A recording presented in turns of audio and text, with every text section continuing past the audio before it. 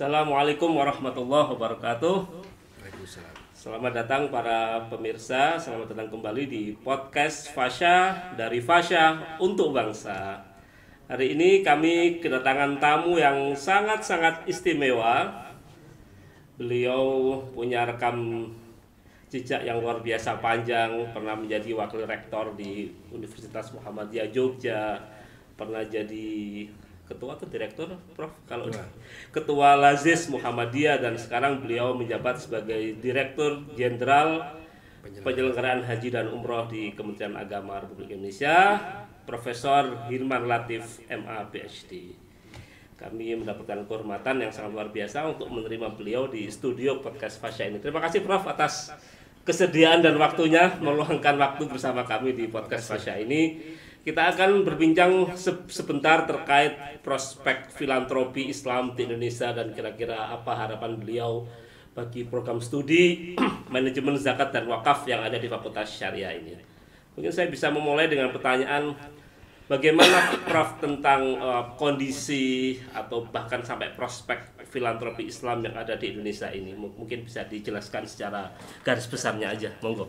Ya, pertama kita perlu baca ya perkembangan filantropi Islam itu dari beberapa aspek. Secara kelembagaan tentu ini menggembirakan ya, karena jumlah lembaga filantropi Islam maupun lembaga filantropi berbasis keagamaan yang berkembang saat ini di Indonesia terus bertambah. Ya, terus bertambah.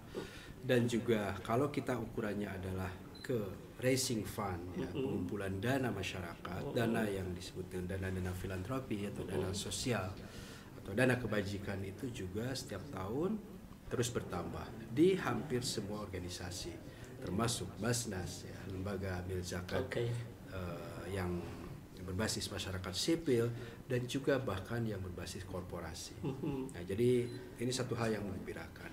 Yang ketiga, secara kelembagaan itu juga tata kelolanya semakin baik, alhamdulillah ya. Regulasi semakin bisa dijalankan dengan konsisten ya. Aturan-aturan yang ada yang mendorong pada akuntabilitas, yang mendorong kepada transparansi, yang mendorong kepada efisiensi dan seterusnya, ini juga sudah mulai diatur. Tentu berdasarkan pengalaman panjang ini.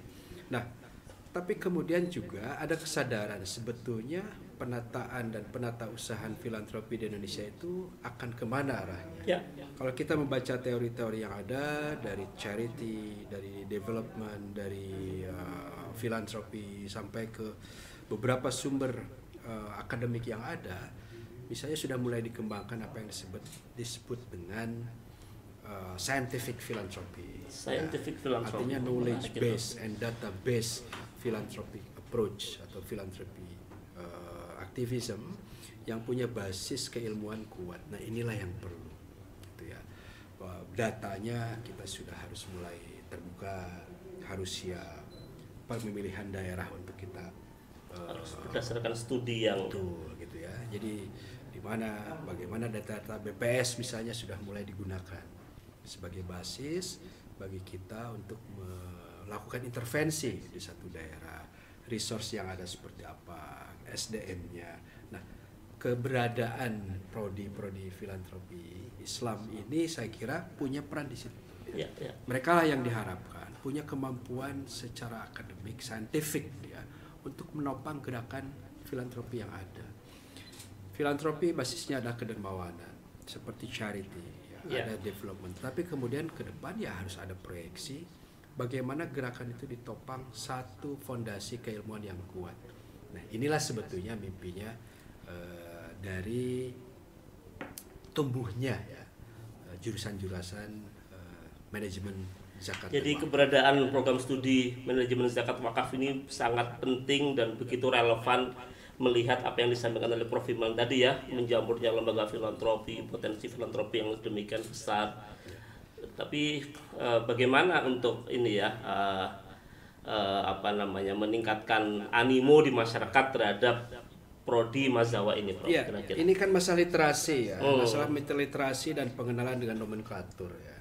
Bahwa saat ini yang namanya lembaga filantropi, lembaga nirlaba, Iya. NGOs dan yang semacam itu sebetulnya dikelola juga secara profesional, membutuhkan orang-orang yang punya talenta, orang yang bisa mendesainkan program. Banyak juga aktivis tidak bisa membedakan mana program mana kegiatan. Ada kegiatan ini program, ada program ini kegiatan. Iya, iya. Program itu harus didesain betul dengan filosofi yang jelas, target yang jelas, output yang jelas, outcome yang jelas, hasil analisanya yang jelas dan seterusnya. Itu bisa dievaluasi program tahap berikutnya dan lain-lain. Tapi banyak juga ya atau sebagian dari aktivis baru mengenal kegiatan, kick and rush. Lakukan kegiatan ini, Iya, selesai karitatif. tutup pembubaran, selesai kegiatan ini Iya. tutup pembubaran. Nah, ini yang perlu diperbaiki, dirajut. Siapa yang merajut itu? Ya para akademisi, termasuk juga mahasiswa-mahasiswa ya yang calon, yang akan menjadi calon aktivis sosial yang akan mengisi ruang-ruang kosong yang saat ini sebetulnya masih terbuka. Jadi yang pertama adalah literasi. Yang kedua ya kesadaran bahwa orang terlibat dalam dunia filantropi, termasuk filantropi Islam itu seolah-olah itu semuanya voluntary.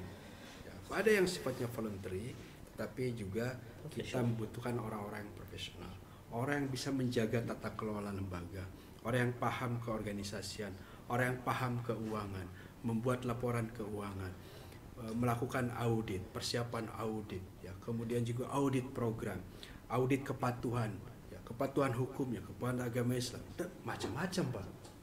Itu ilmunya banyak sekali, dan kita tidak mampu. Iya, Kalau betul. misalnya hanya terbatas. Nah, oleh karena itu sebetulnya itulah yang harus juga diyakinkan kepada masyarakat, termasuk juga kepada kalangan kaum muda. Belum kita bicara tentang transformasi digital dalam filantropi yang sebetulnya tantangan ke depan.